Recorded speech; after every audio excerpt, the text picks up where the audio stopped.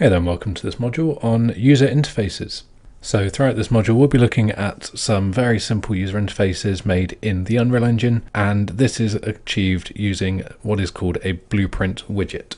In this clip we will be looking at the blueprint widget, how it was set up and how we can add different components to the blueprint widgets, before looking at the setup of the menu map, which will act as our placeholder for spawning the menu, allowing the player to choose whether to play or quit the game, and then the logic driving either loading or exiting from the game, allowing us to take a look at the logic behind how we can then allow the player to begin playing the game or quitting.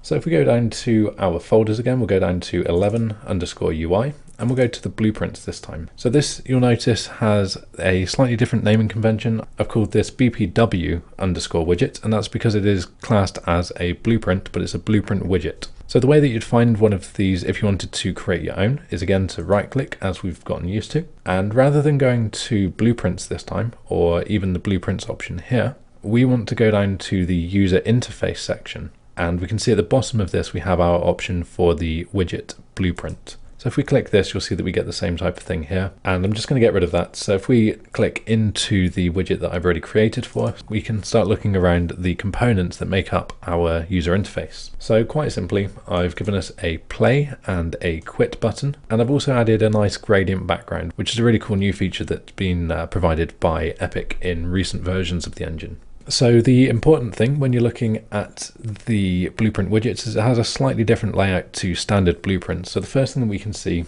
is we do have a kind of graph thing going on, but this is what's called the designer. And in fact, we're in the designer tab, as can be seen here. What makes this special is this is where all of the visual aspects of a blueprint widget are set up. So to the left-hand side, we can see that we have a palette, and this is where we'll find the common components that go into creating a user interface. And this can be things ranging from buttons, general images, progress bars, which can be used for things like health bars or timers, and other things such as text.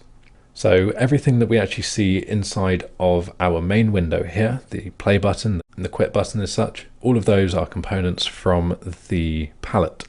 Then below this we have our hierarchy. So the hierarchy is simply the things that we've dragged into the widget. They are displayed here, and this is where we can select them and begin editing them.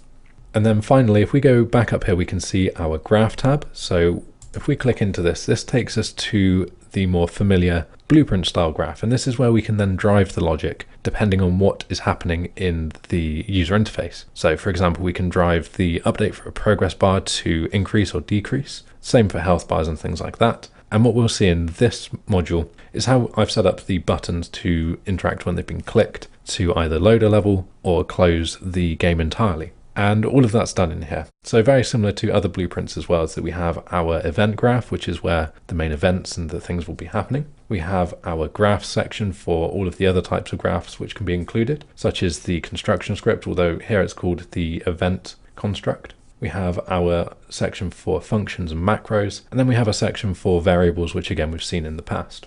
So in this clip, we've just taken a very high-level overview of what the blueprint widget is, how they're set up, and the different components within the blueprint widget. In the next clip, we've taken this a step further by looking at the widget that I've created, how it was created, and showing you how you can recreate a similar user interface for yourself.